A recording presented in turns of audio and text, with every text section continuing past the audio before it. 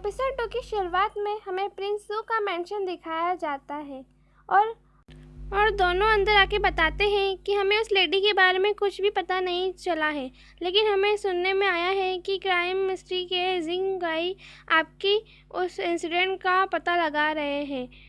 इनकी बातों से हमें ये पता चलता है पिछले 1 महीने पहले प्रिंस सू जब कैंपस में थे तो उन्होंने देखा था कि खाने में बहुत ही गड़बड़ी चल रही है। उन्हें सोल्जर्स को बहुत बुरा तरह का खाना दिया जा रहा था। उन्होंने जब जांच की तो 2 सोल्जर्स सुपरिटेंडेंट इनमें भी इन्वॉल्व थे, तो उनमें से एक को उन्होंने मार दिया था। दूसरे को जब वो लेके आ रहे थे सिटी तभी उनकी हत्या कर दी गई थी। तो इस केस की इन्वेस्टिगेशन के लिए वो यहाँ पर आए हैं।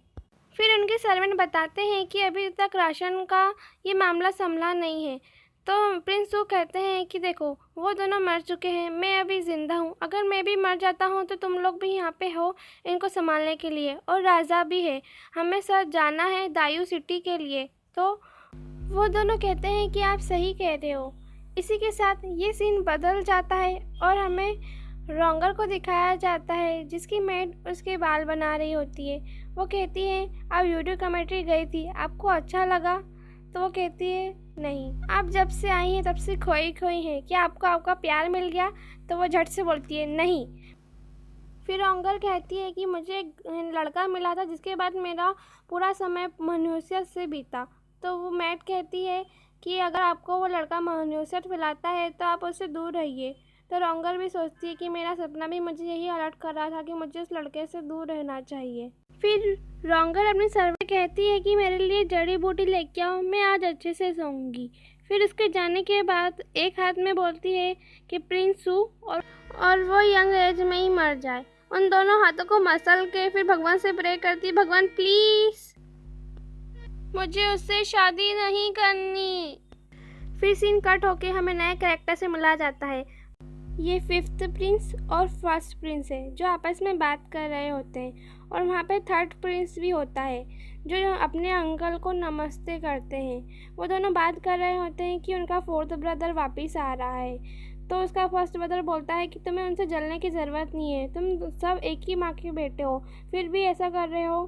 तो उनके साथ खड़े हुए उनके अंकल कहते हैं कि वो ऑफेंड है, हमारे राजा तो दयालु हैं जो उसे यहाँ पे आने दे रहे हैं। 5th प्रिंस कहता है कि आपको पता है यूडो कमेंट्री में जाके उन्होंने क्या केओस मचाया था। प्रिंस कहते हैं कि वो उसकी गलती नहीं थी, तुम्हें पता है ना कि उन्होंने राशन के सिलसिले में उस एम्पायर गार्ड को मारा था। फिर 1st प्रिंस कहते हैं कि तुम्हें इसकी चिंता करने की ज़रूरत नहीं है। तो 5th प्रिंस कहता है मैं चिंता नहीं कर रहा हूँ। फिर सीन चेंज होता है, रोंगर को दिखाया जाता है जो 2 गधों के पास गई होती है। मैं इन्हें गधा इसलिए कह रही हूँ क्योंकि आप इनकी बातें सुनिए। तो रोंगर कहती है कि मैं डरती हूँ कि मैं किसी ट्रबल रिलेशनशिप में ना आ जाऊँ। तो वो दोनों कहते हैं कि तुम जिससे रिलेशनशिप नहीं रखना चाहती तो तुम उसके अंडरगारमेंट्स जला दो। सीरियसली, किसी के अंडरगारमेंट जलाने से क्या किसी से रिलेशनशिप ख़त्म की जा सकती है? फिर आगे जाके वो बोलते हैं अगर तुम ऐसा नहीं कर सकती हो तो तुम बाहर निकलना बंद कर दो और घर में रहो, जिससे तुम मुझसे मिलने से बच पाओगी। फिर सडनली वहाँ से प्रिंस सू की सवारी बाहर आने लगती है, तो वो सब साइड में छुप जाते हैं और प्रिंस सू को सब लोग देखते हैं और वहीं पे रोंगर भी उन्हें देखती है और रोंगर को पता चलता है कि ये एम्पायर गार्ड है। फिर सीन कट होता है और हमें ढेर सारे गार्ड को दिखाया जाता है जो आपस में शर्त और मस्करी कर रहे होते हैं। तभी एक गार्ड आके बताता है कि एम्पायर गार्ड बहुत देर से इंतज़ार कर रहे हैं। तो वो कहते हैं उसे इंतज़ार करने दो। तो वो कहता है कि बहुत देर हो चुकी है, आपको जाना चाहिए। फिर वो जाते हैं और इस तरह से ग्रीट करते हैं जैसे कि उसके ऊपर एहसान कर रहे हैं अपनी दोस्त जमा कर। फिर डिप्यूटी कमांडर कहता है कि यहाँ पे घोड़े अलाउड नहीं है, तो प्लीज़ आप घोड़े से नीचे उतर जाइए। तो प्रिंस सू का सर्वेंट कहता है कि तुम्हारी हिम्मत कैसे हुई? तो प्रिंस सू रोक के कहते हैं चुप रहो। फिर नीचे उतर जाते हैं और कहते हैं मुझे रूल्स के बारे में ज़्यादा नहीं पता, मैं हमेशा बॉर्डर पे रहता हूँ ना। फिर प्रिंस सू अंदर एंटर करते हैं, तो अंदर एंटर करते समय उन्हें घोड़े के फुटप्रिंट्स मिलते हैं। फिर वो अंदर आते हैं और कहते हैं कि आपके क्लॉथ्स बहुत अच्छे हैं। तो वो डिप्यूटी कमांडर कहता है कि आपका अच्छा टेस्ट है। फिर प्रिंस सू कहते हैं लेकिन आप सबने कपड़े क्यों नहीं पहन के रखे हैं और ये शराब की स्मेल क्यों आ रही है? कैंपस में तो शराब अलाउड ही नहीं है। तो वो कुछ कह नहीं पाता है और हकलाने लगता है। फिर प्रिंस सू कहते हैं कि आपको वांग फैमिली से 5 तरह के क्लॉथ्स दिए जाते हैं और वहाँ पे लोग इतना हार्ड वर्क करके लड़ते हैं और आप यहाँ पे रूल्स फ्री होके कुछ भी करते हैं और आप यहाँ पर गार्ड को अच्छे से ट्रेन भी नहीं करते हैं। इतना कहने के बाद प्रिंस सू अपनी स्वॉर्ड निकालते हैं और उस एम्पायर गार्ड के गर्दन पर रख देते हैं। फिर एम्पायर गार्ड उनसे माफ़ी मांगने लगता है और बोलता है मेरी जान को बख्श दीजिए और सभी लोग उनसे माफ़ी मांगने लगते हैं और कहते हैं माफ़ कर दीजिए। फिर प्रिंस सू कहते हैं अगर मैंने तुम्हें माफ़ कर दिया तो ये रूल्स के खिलाफ होगा। दूसरी तरफ रॉन्गर उस गधे के साथ कैंपस में आ जाती है। मैं इसे गधा ही बुलाऊंगी, भले आप कुछ भी समझिए। वो गधा उसे बताता है ऊंची पोस्ट वाले की जगह अटेंडेंट लगाने आया है। देन हम देखते हैं कि प्रिंस सू अब फुल स्वैग से झंडा लगा के आगे बढ़ते हैं। देन सबसे बातें करते हैं। तो वहाँ का डिप्यूटी कमांडर पहले तो उससे माफ़ी मांगता है क्योंकि वहाँ पे हर जगह मैस फैला हुआ था।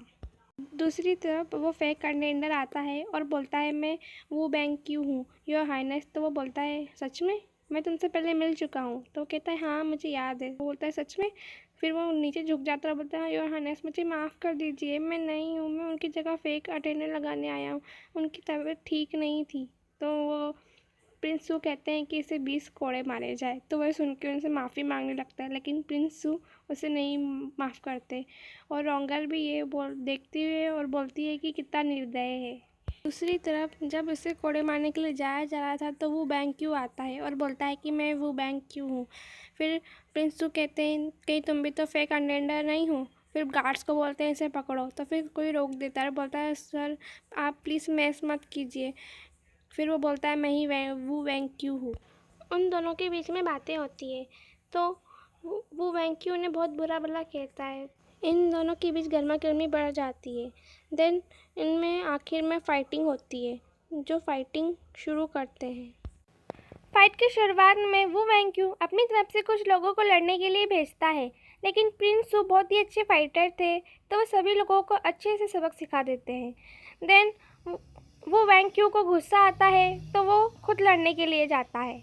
उन दोनों के बीच में भी काफ़ी अच्छी फाइटिंग होती क्योंकि वो दोनों काफ़ी अच्छे योद्धा थे, लेकिन वो वैंग क्यू का हाथ उनकी इंजरी पर लग जाता है तो वो बोलते हैं आप इंजर्ड, लेकिन कहते हैं ना ध्यान धंधा दुर्घटना घटी। वैसे प्रिंस सू उसे सबक सिखा देते हैं और खूब हवा में उछालते हैं। फिर पूछते हैं तुम हार मानते हो तो वो कहता है हाँ। फिर वो ये सब विटनेस करने के बाद रॉन्गर वहाँ से चली जाती है। देन प्रिंस अपने क्लोथ्स को चेंज कर रहे होते हैं, तभी उन्हें लगता है कि कोई उन्हें देख रहा है। तो वो अपना गेट खोलते हैं और देखते हैं कि वहाँ पे रॉन्गर होती है। तो वो रॉन्गर का चेहरा तो नहीं देख पाते, लेकिन वो उससे पकड़ लेते हैं। देन वो पूछते हैं तुम वापस से। तो वो बोलती है मैं आपको मुझे गलत फहमी हो गई, मैं गलत समझ रही हूँ, मुझे छोड़ दीजिए। फिर उनका नौकर आके बोलता है कोई हत्यारा आया है। तो वो सब उसे देखने लगते हैं। फिर वहाँ पे कमेटी जमती है तो वो उसे पूछते हैं कि तुम कौन हो, क्या करने आई थी। तो वो ये सब ढेर सारे सवाल पूछते हैं। तो उनका नौकर बोलता है ये एक हत्यारा है। तो वो बोलती है नॉनसेंस। फिर वो बोलते हैं कि तुम कौन हो। तो वो बोलते हैं कि मैं हेजिंग की मैजिस्ट्रेट की डॉटर हूँ। और वो बोलती है कि मेरा इन सब मर्डर से कोई लेना देना नहीं है। तो बोलती है तुम यहाँ पे क्यों आई हो। तो फिर वो बता देती है कि उसके मास्टर ने उसे बताया था जब आपके हाइनेस को मैंने बचाया था ना, उसके बाद मेरा झगड़ा हो गया था। तो मेरे मास्टर ने बताया कि मैं अगर उनकी अंडरगारमेंट चुराऊँगी और जलाऊंगी तो मेरे साथ ऐसा नहीं होगा। तो प्रिंस सू भी उसको देख के थोड़ी स्माइल देते हैं। फिर प्रिंस सू कहते हैं कि इनके फादर को बुलाओ। तो रॉन्गर कहती है प्लीज़ मेरे फादर को मत बुलाओ। वो उनके पास जाती है तो उसे बोलते उसे दूर करो। फिर सीन कट होता है और रॉन्गर की बड़ी बहन को बताया जाता है। तो उनके पास एक सर्वेंट भागी भागी आती है और उनको सारी बातें बताती है कि क्या क्या हुआ है, कि वो एम्पायर गार्ड के कैंपस में गई थी और बहुत वाले लफड़े में फंस गई है। फिर सीन कट होता है और वो वैंग क्यू को बताया जाता है जो रॉन्गर से बात कर रहा होता है। वो वैंग क्यू रॉन्गर से कहता है तुम्हें तो अप्रिशिएट करना चाहिए, तुम एक अंडरवेयर चुराने के लिए क्या आ गई। तो रॉन्गर कहती है मुझे तुम्हारी अप्रिशिएशन की ज़रूरत नहीं है। तो वो तो उसे खूब सुनाता है। फिर कहता है कि देखो तुम्हारी बहन आ रही है। तो रॉन्गर दौड़ने लगती है तो वो उसे नीचे बिठा देता है और रॉन्गर की बड़ी बहन राजकुमारियों की तरह भाग के आ रही होती है। तो वो वैंग क्यू बस उसे ही घूरे जा रहा होता है। फिर रॉन्गर की बड़ी बहन उसके पास आती है और बोलती है तुम ठीक हो ना। तो रॉन्गर बोलती है आपने पापा बताया। तो बोलती तुम्हें अभी भी पापा की चिंता है। फिर वो उसकी रेस खोलने की कोशिश करती है तो नहीं खुलती। फिर वो उससे बोलते हैं कि आप इस तरह का व्यवहार इसके साथ कैसे कर सकते हो। तो वो बोलता है कि आपकी बहन ने कितनी बड़ी गलती करी है मिलिट्री कैंपस में आके। तो वो कहती है मुझे सब पता है। तो लिटिल मर्क्यूस तो वो बोलता है कि आपको मेरे बारे में पता है। तो बोलती है हाँ मुझे तुम्हारे बारे में सब पता है। तो रोंगर की बड़ी बहन उसका सारा डिस्क्रिप्शन देती है कि वो कौन है, उसके पापा कौन है, और कैंपस उसके फ़न के लिए है और इम्पीरियल गार्ड और उसके लिए मजाक के लिए है। तो ये सब सुन के गुस्सा आ जाता है, लेकिन वो उसे कुछ कह नहीं पाता। रोंगर ये सब सुन के बहुत इंजॉय करती है। फिर उसकी बड़ी बहन उसे टोकन बताती है और बोलती है इसे छोड़ दो। तो वो बोलता है आपको पता है इसने कितना बड़ा क्राइम किया है। तो वो कहती है कि तुम बिना सच जाने कि तुमने इसे बांधा क्यों, तुम्हारी हिम्मत कैसे हुई। तो वो वैसे भी उसे कुछ कह नहीं पाता और बोलता है कि हम लॉर्ड फूक को ही इसे सौंपेंगे। तो बोलते तुम इस टोकन की अहमियत नहीं जानते, अहमियत जानना चाहते हो। तो वो कहता है मैं किसी से नहीं डरता। फिर वो बोलती है तो फिर मुझे इसे रिटर्न करो। फिर वो उसे वापस कर देता है। वो दोनों जाने लगते हैं तो वो उन्हें रोकता है। फिर पूछता है आप तो मेरे बारे में सब जानती हैं, लेकिन मुझे तो आपका नाम भी नहीं पता। तो वो बोलती है मेरा सरनेम फू और मेरा नाम साहू है। फिर सीन कट होता है और प्रिंस के सर्वेंट को बताया जाता है, जो उन्हें आके बताता है कि वो बैंक क्यों ने उस लेडी को रिलीज़ कर दिया है। तो बोलता है उसकी जानकारी मिली। तो वो बोलता है हाँ ये सच में हंजिन सिटी के मजिस्ट्रेट की बेटी है और इसका नाम रोंगर है। तो प्रिंस को कहते हैं कि इसको ऑब्जर्व करना। तो वो कहते हैं हमें सिर्फ 3 ही महीने मिले हैं। फिर हमें पास्ट का सीन दिखाया जाता है कि सारा वाक़या किंग के सामने रखा जाता है और प्रिंस उनसे काफ़ी समय की मोहलत मांगते हैं। तो किंग को इस देख के बहुत गुस्सा आता है कि ऐसा कुछ हो रहा था हमारी सेना के साथ और उन्हें अच्छा खाना भी नहीं दिया जाता। तो वो उन्हें 3 महीने की मोहलत देते हैं। फिर सीन प्रेजेंट में आता है। इस वाक़या को याद करने के बाद वो अपने सर्वेंट को भेज देते हैं। फिर सीन कट होता है और हमें जूसुई को बताया जाता है, जो किसी जगह पे खड़े होकर अपने बचपन की पलों को याद कर रहे होते हैं और देखते हैं कि बचपन में किस लड़की के साथ वो प्लांट ग्रो कर रहे थे। फिर उनके पास उनका सर्वेंट आता है और बोलता है हमें उस लड़की का पता चल गया है, उसका नाम रोंगर है और वह हैंजिंग सिटी के मजिस्ट्रेट की बेटी है। तो प्रिंस सोचते हैं कि ये सच में नोंगनोंग है। फिर यूसी अपने सर्वेंट को कहते हैं कि घोड़े निकालो, हम मजिस्ट्रेट के घर चलेंगे। फिर हमें रोंगर को दिखाया जाता है, जो अपनी बहन को बना रही होती है कि उसके पापा उसे चिल्लाए नहीं, और वो उससे कहती है कि मैं आगे से ऐसा नहीं करूँगी, मुझे मेरी गलती का एहसास हो गया है। तो उसकी बहन उसे बोलती है देखो तो मैं अभी भी अपनी गलती का एहसास नहीं है। फिर तभी उनके मदर फादर आ जाते हैं। उनके आते ही दोनों बहनें अलग अलग तरह की कहानी बनाने लगती है।